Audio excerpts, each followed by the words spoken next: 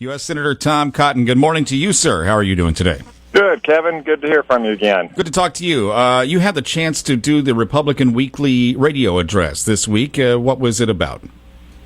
Yeah, we talked about the threat of Islamic radicalism, whether that comes in the form of the Islamic State, which has committed spectacular terrorist atrocities in Brussels, Paris, San Bernardino, and hopes to do many more, or the threat from Iran, which has been given hundreds of billions of dollars in sanctions relief and a vast nuclear infrastructure and continues its campaign of terror and aggression throughout the Middle East.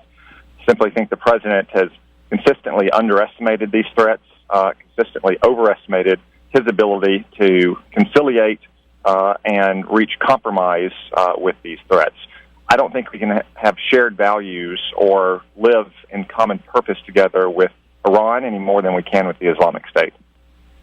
It's U.S. Senator Tom Cotton. You're working together with another senator for something called the Detainee Transfer Transparency Act.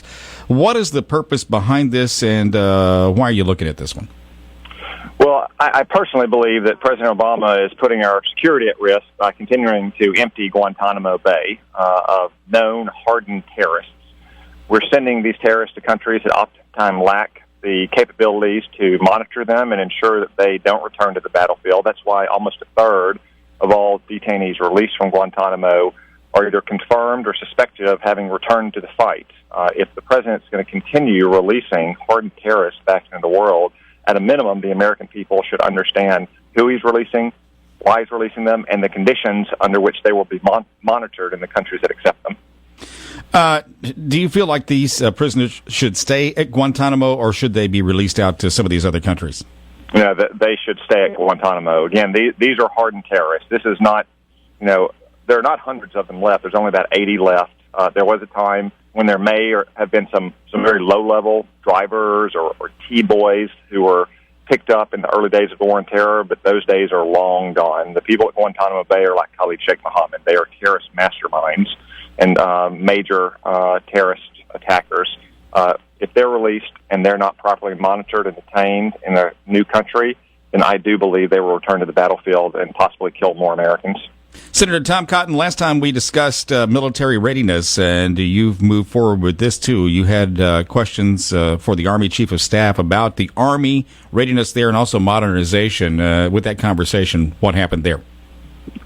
Yeah, well, it's just an unfortunate truth that when the military has suffered the kind of massive cuts we've seen over the last 7 years, that you have to balance readiness, which is our troops being trained and equipped to fight today, and modernization, which is our troops 5, 10, 15 years from now having the weapons and equipment that they need to sustain the fight and hopefully, therefore, deter the fight from happening altogether.